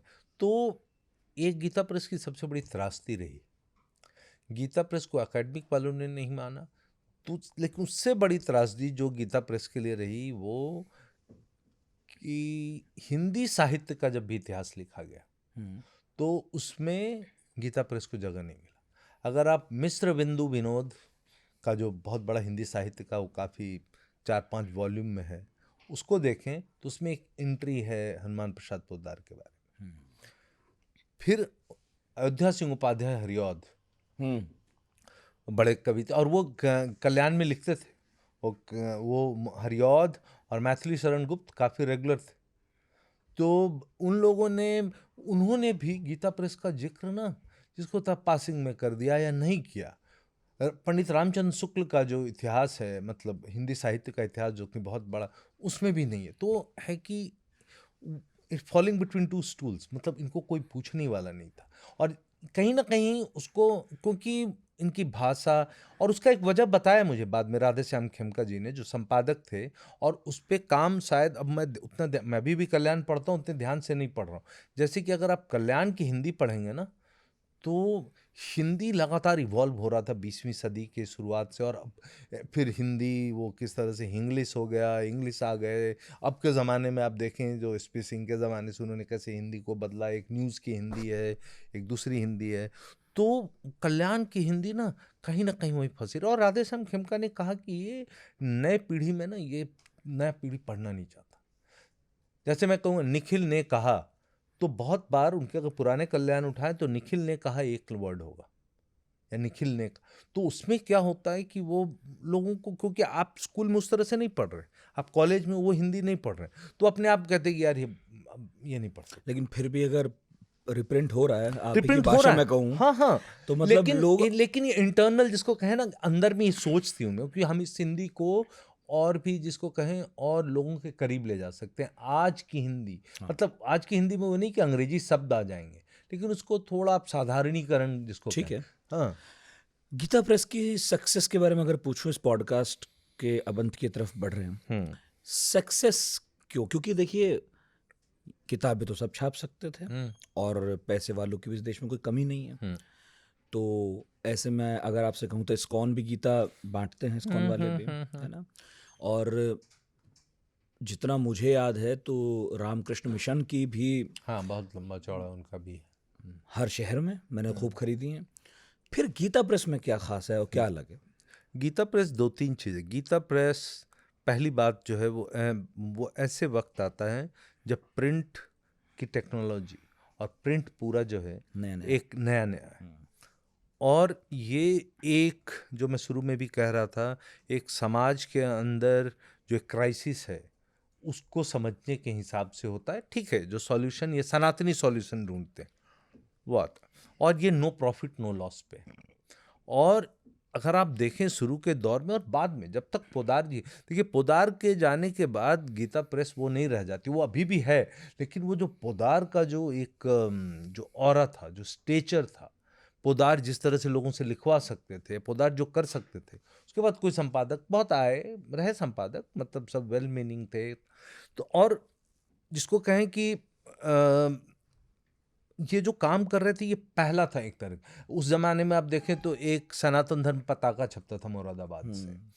इस तरह के बहुत चीज आए और वो चले गए। एक तो था कि अगर आप देखें सिर्फ कॉमर्स, अगर आप इकोनॉमिक पॉइंट ऑफ व्यू से देखें, फाइनेंशियल पॉइंट ऑफ व्यू से देखें, तो गीता प्रेस भी बहुत क्राइसिस में गुजरा है। स्ट्राइक हुए हैं गीता प्रेस में। गीता प्रेस ने तरह तरह के नए व्यवसाय शुरू किए और बंद करना पड़ा। घी का बिजनेस हो, जूते का बिजनेस हो, ये सब, जूता मतलब चमड़े का नहीं, कपड़े के जूते, और उनका बहुत बड़ा था ये। लेकिन स्ट्राइक बहुत ये हुआ। सब प्रयास भी किए थे। ये सब किए उन्होंने, क्योंकि उनको नो प्रॉफिट, एक जो इकोनॉमिक्स ऑफ गीता प्रेस समझने की बहुत जरूरत है कि क्यों सक्सेसफुल। और बार बार इन्होंने, और जो एक सामुदायिक, एक जो समुदाय है वो मदद करता है। और वो जो है कि आपने वो सनातन धर्म का ऐसा पकड़ा और इतना पॉपुलर हो गया।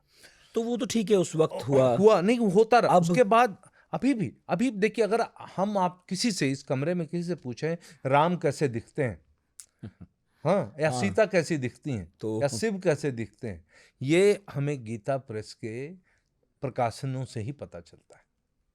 हाँ, उन्होंने जो और चित्र छापे, वो जो लिथोग्राफ और इस तरीके के जो, और अगर आप देखें तो जो आइकोनोग्राफी है, वो अपने समय, वो समय से आगे चल रहे हैं इन टर्म्स ऑफ टेक्नोलॉजी। और दुनिया नहीं कहूँगा, भारत के बहुत बड़े बड़े आर्टिस्ट, जिनके नाम पे पन्नारा रोड पे एक बहुत बड़ा रोड है, सरदा उकिल बरदा उकिल, दो भाई थे। वो सरदा उकिल लगातार कल्याण के लिए ड्राइंग चित्र बना रहे हैं। हुसैन के जो टीचर थे महफ हुसैन के इंदौर में, वो कर रहे हैं। एक मित्रा थे इलाहाबाद में, वो कर बड़े बड़े उनका, अगर आप कभी जाएं गोरखपुर तो उनका जो चित्र का मंदिर है शुरू में ही दरवाजे पे, आप जरूर जाएं।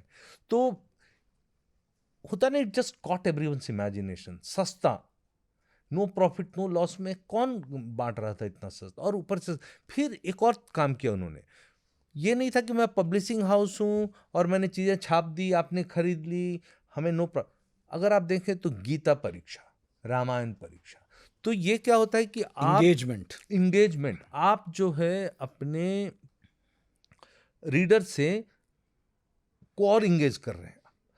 अब उनके अगर आप देखें परीक्षा केंद्र, वो मैंने उसको काफ़ी डिटेल में लिखा है, उस तरह के परीक्षा केंद्र जैसे आज के ज़माने में लोग IIT और इसके परीक्षा केंद्र, पूरे भारत में 20 परीक्षा केंद्र है और लोग तैयारी करके जा रहे हैं गीता की।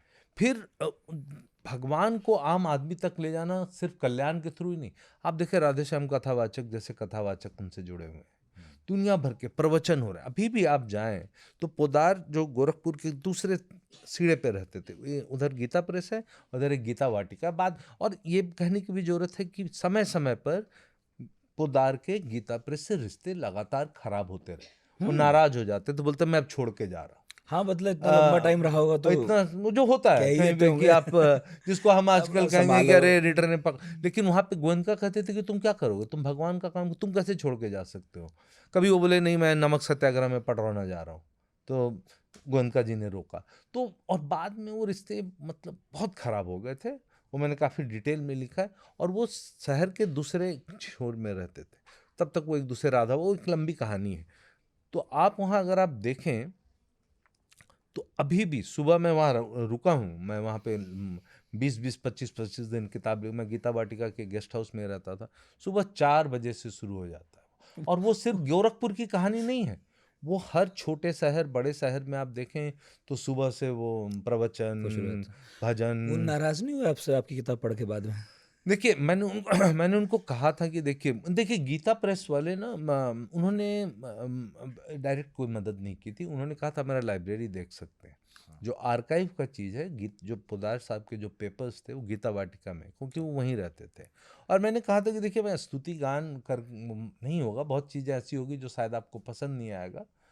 तो उन्होंने कुछ नहीं बोला। उसके बाद ऐसा बाद में भी ठीक रहे? बाद में भी मतलब ठीक ही ठाक, थोड़े नाराज तो हुए, लेकिन ये भी हुआ कि बहुत से जो मेरे मारवाड़ी दोस्त थे, मैं नाम नहीं लेना चाहूँगा, बहुत क्लोज जिनके गीता प्रेस से रिश्ते थे, कुछ परिवारों का बहुत बड़ी वो स्कॉलर हैं वो महिलाएं, और वो उन्होंने मुझे कहा कि एकदम सही, हमारे साथ ऐसे ही किया गया बचपन में, हमें ज़बरदस्ती पढ़ाया गया, ये किया गया और ये वो। हाँ, मतलब अलग अलग तरह के अलग अलग एक्सपीरियंसेस तरह थे। के एक्सपीरियंस। ठीक है। और अब वो सवाल जो सब पूछ रहे हैं, क्या? तो मैं भी पूछ ही लेता हूँ। क्या? आपसे बार बार पूछा जा रहा है। जी। अब गांधी शांति पुरस्कार मिल ही रहा है, हम्म। और आपने तो एक किताब लिखी, तो भारी काम भी किया गीता प्रेस ने, और थोड़ा थोड़ा वैसे संकेत दे दिया आपने कि आप क्या जवाब देंगे इस बारे में, फिर भी पूछ रहा हूँ। हाँ। तो परेशानी क्या है? ठीक है, एक बड़ा काम किया, और चूंकि देखिए इस पुरस्कार में गांधी का नाम जुड़ा है, तो मैं आपसे पहले भी कह रहा था, तो ये तो जाति धर्म नेशनलिटी से ऊपर है। अगर गीता प्रेस को भी मिलता हो तो बहुत सारे लोग जो आपत्ति कर रहे हैं, उन्हें आपत्ति क्यों है? और एक बात और बताऊं, इसमें जोड़ दूं, फिर आप आराम से जवाब दीजिएगा। जी जी।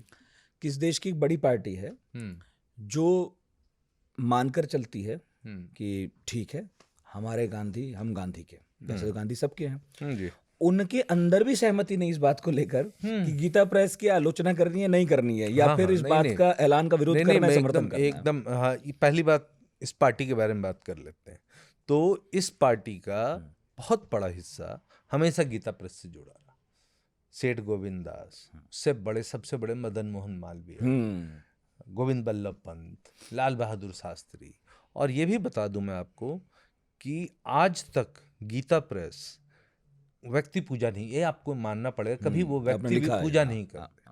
वो पोदार की जीवनी भी नहीं छापी, पोदार की जीवनी या गोयनका की जीवनी या किसी की नहीं छापी। वो छपी गीता वाटिका से या कहीं कहीं से छपी। एक ही बार अगर वो एक्सेप्शन किया कभी गीता प्रेस ने, तो वो मदन मोहन मालवीय के लिए किया 1946 में। एक कल्याण का अकेला उस साल 13 अंक आए कल्याण के 46 में, वो मालवीय अंक के नाम से, ठीक है। 48 में गांधी की हत्या होती है। 51 या 52 में जीबी पंत, गोविंद बल्लभ पंत कहते हैं पोद्दार को कि मैं आपका नाम भारत रत्न के लिए सुझा रहा हूं। तो ये कांग्रेस के रेजिम में हुआ है। ओके। तो पहले जो लोग वो किताब पढ़ लें ठीक से, तो ये आपसे ने सही कहा, गांधी किसी के बपौती नहीं है। रही अब जो मुख्य प्रश्न है आपका कि दे भी दिया तो क्या, सरकार है, जो मर्जी करे, वो एक तरीका। अच्छा, लेकिन आप समर्थन में, विरोध में? नहीं, मैं विरोध में। ओके, ठीक है। अब मैं इसलिए बता रहा हूं कि कहीं ना कहीं गांधी के विचारधारा, गांधी का एक इवॉल्विंग गांधी लगातार इवॉल्व कर रहे हैं, गांधी अपनी चीजें बदल रहे हैं, विचारधारा बदल रहे हैं, लेकिन कहीं किसी विचारधारा हो, शांति हो या बाकी कोई बात हो गांधी की, कहां पर ये खड़ी उतरती है? धर्म का प्रचार, अगर सिर्फ धर्म का प्रचार कल्याण के थ्रू और धार्मिक ग्रंथों के थ्रू अगर आप मानते हैं क्राइटेरिया है, जो कि नहीं है गांधी शांति पुरस्कार, आप उठाकर देख लें, तो मुझे लगता है कि ये हालांकि गांधी इतने महान थे कि गांधी को कोई फर्क नहीं पड़ता। मैंने लिखा भी था इंडियन एक्सप्रेस कि गांधी शौक होते कि यार मेरे नाम से तुमने पुरस्कार क्यों शुरू कर दिया। लेकिन पोद्दार भी अगर होते ना, तो पोद्दार भी थोड़े एम्बैरेस होते, पोद्दार भी थोड़े झेपते कि यार ये क्या हुआ, मतलब हमने तो बहुत गांधी की बहुत हमने ये, तो उस हिसाब से देखिए सरकार अंत में जो चाहे करे, लेकिन एक इंगेजमेंट, एक वो जो है कि मतलब ये भी है कि हम उस गांधी को मानते हैं जिसको पूरी दुनिया नहीं मानती। कुछ सरकार का ये भी कहना है कि मेरे लिए गांधी कुछ और है, तो हम गांधी राजघाट भी जाएंगे और हम इस तरह का काम भी करेंगे। और ये एक कलेक्टिव कॉन्सेंस पे गांधी के सोच पे ये है, माने ये आप उसको तमाचा कह लें, जो कह लें, बेसिकली है कि हम अपने मन से करेंगे, क्योंकि गांधी कोई वो चीज़ नहीं कर रहे थे। आप माने जो आत्मीयता है, एक अंतरंगता है, वो बात अलग है इन दोनों के बीच और बाकी लोगों के बीच, लेकिन गांधी के कोई विचार से ये नहीं, धर्म का प्रचार छोड़ दें तो धर्म का प्रचार किया इन्होंने। और आप मतलब ये भी कह रहे हैं कि केवल गीता प्रेस ने जो किताबें छापी, धार्मिक ग्रंथ, उसे ही संज्ञान में नहीं लेना चाहिए, बल्कि जो कुछ पत्रिकाओं में भी आया, पत्रिका में अलावा छपा, समवेत उसमें देखिए और फिर तय कीजिए कि मिलना चाहिए था या नहीं मिलना चाहिए। ये आप कह रहे हैं। क्योंकि गीता प्रेस को आप ये नहीं कह सकते ना कि अकेले सिर्फ ऐसा तो नहीं होता है, कहीं नहीं होता ये, वो भी गीता प्रेस है। और बहुत लोग ऐसे हैं जिन्होंने सिर्फ कल्याण पढ़ा है, बहुत लोग ऐसे भी हैं जिनको मान लीजिए कि धर्म ग्रंथ पढ़ने का शौक नहीं है, कि यार बहुत मेहनत होता है, बड़ा होता है, ये वो कल्याण पढ़ रहा है। और वो अच्छा, लोग कल्याण पढ़े नहीं है, कल्याण अभी भी ये कोई मतलब मैं बाबा आदम के ज़माने की बात नहीं कर रहा हूँ, अभी भी कोई कल्याण पढ़ना चाहे तो मैं 1926 से लेकर अभी तक बहुत दे सकता हूँ लोगों को पढ़ने के लिए, लेकिन लोग पढ़ना नहीं चाहते। उनको लगता है यार ये अजीब लोग हैं कि रामायण छापने वाले को मिल रहा है तो उस पर कर रहे हैं, वो तो उससे किसी को कोई दिक्कत नहीं है। तो मैं आपसे बताऊं, ये भी एक भारी मिसअंडरस्टैंडिंग है। आपने तो फिर भी क्लैरिटी दी कि भाई केवल कल्याण, मतलब केवल गीता प्रेस में धार्मिक ग्रंथ नहीं छपते, बल्कि कल्याण और अन्य पुस्तकें भी हैं, और वो उन्हें मिला जुला कर दे रहे हैं जी। बहुत सारे लोग इसी मौकफ पर हैं कि साहब ये आर्गुमेंट के लिए करते हैं लोग, क्योंकि लोग क्या करते हैं कि लोग वही जो आपने एक बीच में कहा था कि जिसको जो पसंद आता है वो वहां से निकाल लेता है। वो जिस दिन मेरा लेख छपा था एक्सप्रेस में, एक केंद्रीय मंत्री हैं, उनका भी लेख छपा था मैंने गीता प्रेस के फेवर में, उसमें बहुत सारी चीजें मेरी किताब से उठा के उन्होंने लगाई हुई थी जो पॉजिटिव चीजें थी। तो पॉजिटिव और निगेटिव की बात नहीं है, ये फैक्चुअल बात है कि जो हुआ, और उसमें कोई ये कह सकता है कि मैंने जो बात कही वो कल्याण में नहीं थी। एवरीथिंग इज फुटनोटेड, हर चीज का एक एविडेंस है। रेफरेंस रेफरेंस दे रहा हूँ मैं। ठीक है, तो चूंकि ये पॉडकास्ट का अंत है और मेरा फर्ज है कि मैं आपसे पूछ लूँ, यदि कुछ छूट गया हो तो आप प्लीज अपनी तरफ से जोड़ दें। कुछ ज़्यादा छूटा नहीं है, काफ़ी विस्तृत था। सिर्फ कुछ खास नहीं। मैं जाति के सवाल पे हमने बात भी की काफ़ी विस्तृत, लेकिन मैं ये कहना चाहता हूँ कि बहुत लोगों ने ये कहा कि अरे जाति पे कहाँ है, कहते हैं ये, तो एक तो है कि राजनीति, और वो हर दल में, हर राजनीतिक पार्टी जो है एक आउटरीच में है कि मतलब हर वर्ग के लोग आए, पार्टी से जुड़े और ये। तो उस तरह की बातें खत्म इसलिए भी हो गई कि दो बातें, एक तो इलीगल भी, माने आप जाति पे इस तरह की अटैक भी नहीं कर सकते। आप ये नहीं कह सकते, जो कि पहले आप कल्याण में कहते थे, कि आपके शरीर के अंदर ऐसे ऐसे कीड़े हैं, क्योंकि आपका दिन भर ये है कि आप मल को ढोते हैं, ठीक है, तो आपके शरीर में कीड़े चले जाते हैं, तो आपका कुछ नहीं हो सकता। मंदिर जाने से या कुछ कर लेने से आप ऊंची जाति के नहीं हो जाएंगे। उसके लिए आपको इस जन्म में अच्छे कार्य करने होंगे, ताकि आप अगले जन्म में उच्च जाति में पैदा हो। तो वो सब चीजें उतनी लिखी हुई नहीं है, लेकिन वो रिपीट भी हो रही है, जैसे पुराने अंकों के जो छप रहे हैं, विशेषांक और ये सब अभी तक हटे नहीं है। नहीं, वो सब नहीं। वो का नारी अंक जैसे था वैसे ही है। नारी अंक में नारियों पे है, नारियों पे जो बात है वो अगर बहुत, मतलब मैं तो ये कह रहा हूँ कि बहुत जो इस विचारधारा में भी विश्वास रखती हैं महिलाएं, उनको पढ़ा दिया जाए तो मतलब वो, मतलब क्या कहूँ मैं, बहुत शॉकिंग है। हाँ, मतलब आपत्ति तो होगी। आपत्ति होगी हाँ, इसमें। मतलब बाकी हाँ, सब अलग, मगर ये क्या बाकी है। अलग चीज। ठीक है, तो बहुत बहुत शुक्रिया, धन्यवाद। आप आए। बहुत इसके लिए भी ख़ास तौर पर शुक्रिया, क्योंकि आपने जो किताब लिखी, बहुत रिसर्च करके लिखी, बहुत विस्तार में लिखी है। धन्यवाद। 600 पेज की वो किताब है, लेकिन सच में उसे पढ़ के आनंद आता है।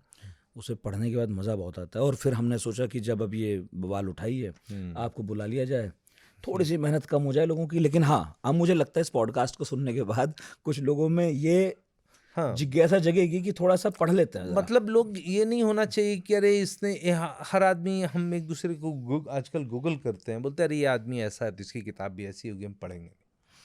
तो उससे फिर दिक्कत। रिसर्च करने वाले के लिए तो खुद मतलब ही ये परीक्षा है कि हाँ, वो ये ईमानदारी से किताब लिखे। हाँ, और वो है क्यों चाहेगा कि तमगा हाँ, लगे। क्यों तमगा, माने आप पढ़ लीजिए, उसके बाद आप अटैक कीजिए। इंगेजमेंट, बहस तो बहुत बढ़िया है, मतलब हर समाज में बहस होना चाहिए, मतभेद होना चाहिए, मनभेद नहीं, बस। वही। तो बाकी ये है अक्षय जी कि अज्ञेय पर आपने किताब लिखी है, और किसी और एपिसोड में उस पर बड़े विस्तार में चर्चा करेंगे। जी, जरूर। एक व्यक्ति जो क्रांतिकारी भी था, एक व्यक्ति जो बड़ा साहित्यकार भी था, और वैसी ही किताब है वो जैसी गीता प्रेस वाली आपने लिखी। बहुत बहुत शुक्रिया आपके आने के लिए, बहुत बहुत धन्यवाद शुक्रिया इस नितिन, बातचीत के लिए। धन्यवाद। तो गीता प्रेस पर मचे इस हंगामे के बीच ये हमारा पॉडकास्ट था। मेरा ख्याल है काफ़ी चर्चा में बात हुई, तो आपको बहुत सारे सवालों के जवाब मिले होंगे। तो बहुत बहुत शुक्रिया, आपने इतने धैर्य से सुना। अगले गुरुवार फिर हाजिर होंगे किसी नए टॉपिक के साथ। अपना बहुत ख्याल रखिए और सुनते रहिए आज तक रेडियो।